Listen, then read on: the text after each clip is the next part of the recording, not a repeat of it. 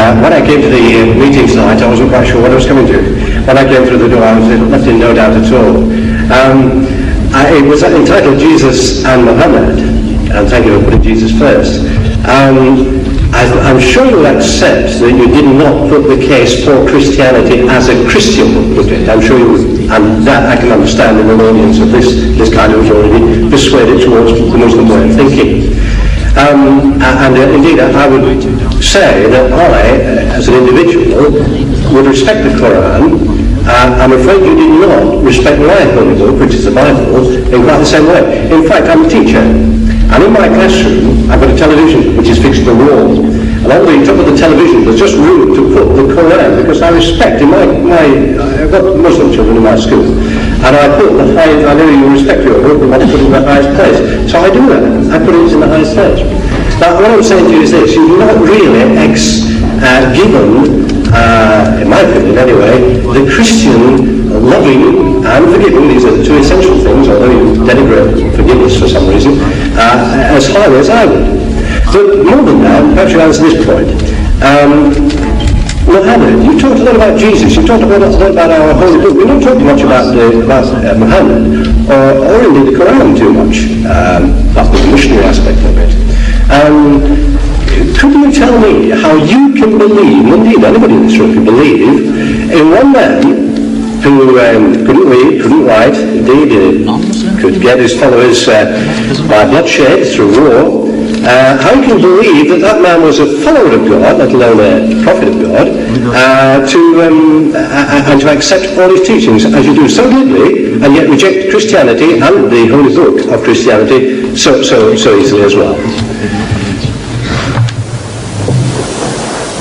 You see, you have thrown in so many things in this little contribution of yours, that how can we believe in a man who was illiterate and who by bloodshed, who had spread his faith, converted the people.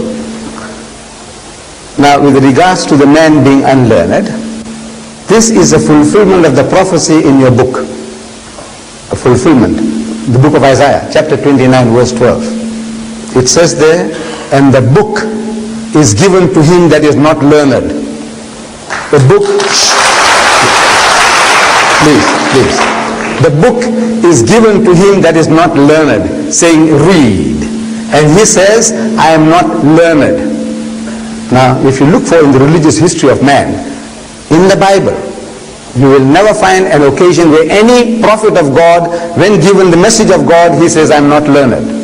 But if you read any biography of Muhammad, any written by Muslims or non-Muslims, they will tell you that the first revelation that was given to him in Hira, the Mount of Hira, when the angel of God comes to him and commands him in his mother tongue, he says, Iqra, read. And Muhammad says, Ma ana biqari'in. He said, I'm not learned. So the angel of God commands him a second time, Iqra, read. And again he says, Ma ana biqari'in. He said, I'm not learned. For the third time the angel of God embraces him hard and he says, Iqra bismi rabbika alladhi khalaq. Now he grasps the message that what he was required to do was to repeat.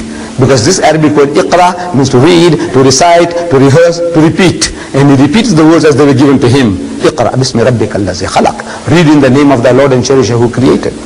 Khalaq al-insana min alaq. Say, he who created man from a mere clot of congealed blood. Iqra wa rabbuka al-akram. So read and thy Lord is most bountiful. So he says, Iqra wa rabbuka al-akram. So allazi allama bil kalam. So he who taught the use of the pen. So he says, allazi allama bil kalam. So allama al-insana ma lam ya'lam. Taught man that which he knew not. The very fact that the man is unlearned is a proof that this book is a book of God. You misunderstand.